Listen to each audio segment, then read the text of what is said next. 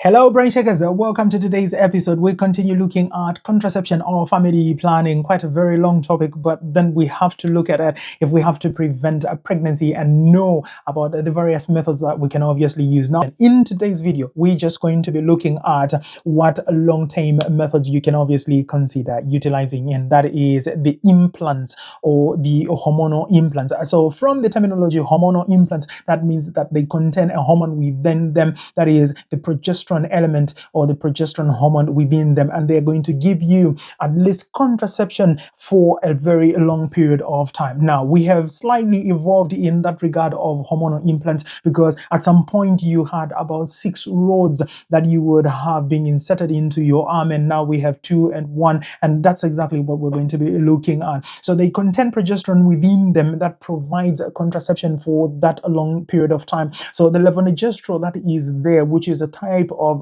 progesterone element or active ingredient that is there, will then be released in smaller amounts throughout that period. The common methods that we can basically look at is, number one, you have what is referred to as the Jadel. So the Jadel obviously has 2 implants. So you have 2 small rods that are inserted into the mid upper arm, that is just under the skin there. They're sited in there. It's just a small surgical procedure that is done under local anesthetic. It's an outpatient department kind of procedure that can be done, where just some local anesthetic is given, and then you use a trocar to then introduce those 2 rods just under the skin. So those 2 rods, when they are sited and actually inserted in there, what they're basically going to be doing is that they're going to be releasing their levonorgestrel. They're going to be releasing that hormone slowly and offering you some form of contraception for a period of not less than 5 years. So that can give you contraception of a period up to about 5 years. That is for the Jadel, which contains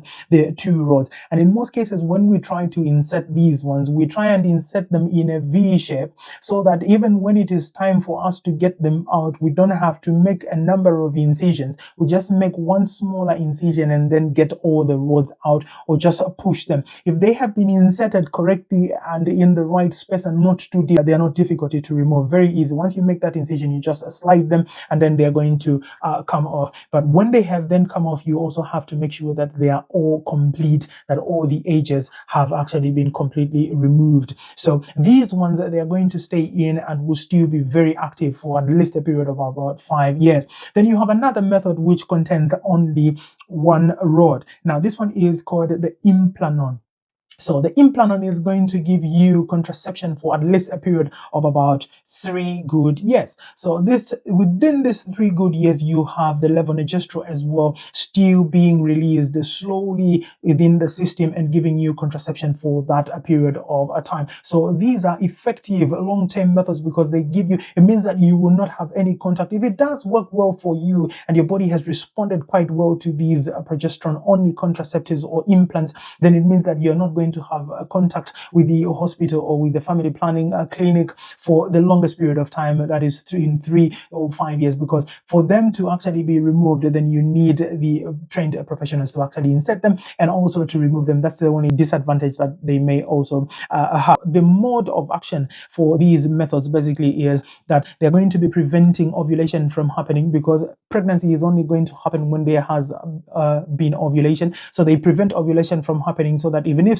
spermatozoa has been deposited into the vagina, then fertilization is not going to happen. Then they're also going to thicken the mucus, that is the cervical mucus there, so that it is very thick and makes it difficult for the spermatozoa to penetrate through the mucus to then go and fertilize the ovum. And they make the environment in the uterus hostile, so that the sperms in there do not find an easier way of surviving even up to about 7 days. Remember that we did say that there's only about a percentage or so of spermatozoa that may still be found to be mortal after about 5 days or so. So that is making the environment of the endometrium as well not to be conducive for implantation. So even if fertilization did happen, then that implantation may not happen. Why? Because the environment is not conducive, and then that would also culminate in into that obviously being lost. So they are very highly effective in preventing pregnancy, and return to fertility is almost immediate after removal, because it means that the smaller amounts of that levonorgestrel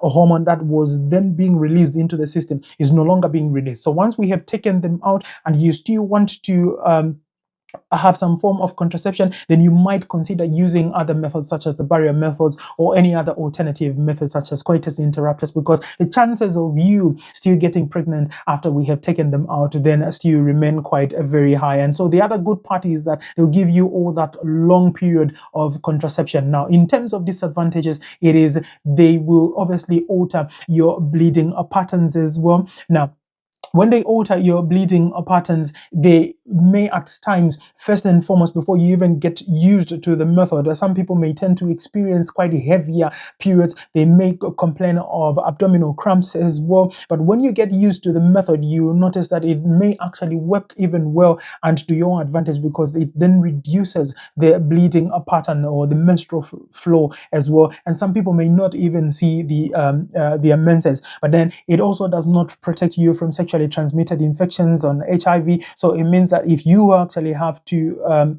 prevent yourself from that, then you have to be thinking about the other barrier methods. And it is also kind of a little bit you feel a little bit of discomfort when it is being sighted, because obviously it is a mini surgical procedure that is obviously going to be done, and it also requires somebody who is trained to actually sight it in and also take it off. But then the implants will give you contraception for at least a very long time, that is 3 years, and also give you up to about 5 years with the Jadel. So very easy procedure to do. It is just a minute procedure to be done, and it is a very easy one. And once you have them, then you can go ahead and then have contraception for a very long period of time. So it is advisable that during your menses, that's when you actually have these methods. It means that you will not need any backup method to then use during the first 7 days. But if you use these methods after about the 7 days of your menses or so, or anywhere else within your cycle, then it means that you need a backup method as well, because it will take almost about 7 days or so for the body to then completely and nicely acclimatize itself to the method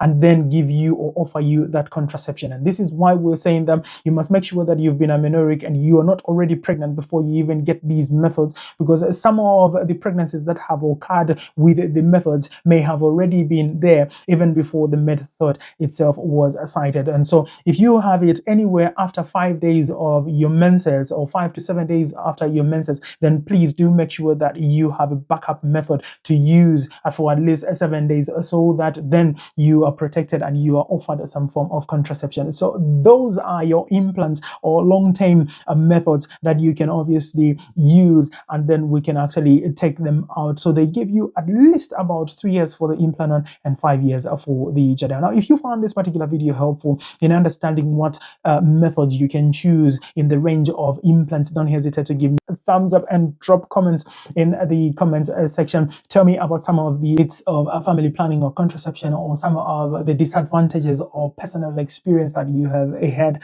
about family planning methods, and drop those in the comments section. Now, if you're not yet following, what are you waiting for? Head on to my YouTube channel and follow and subscribe to the YouTube channel, which is the Brain Shakers Academy, and follow me on the various platforms as well. Let's keep interacting. Thank you for watching, and I will see you in the next one.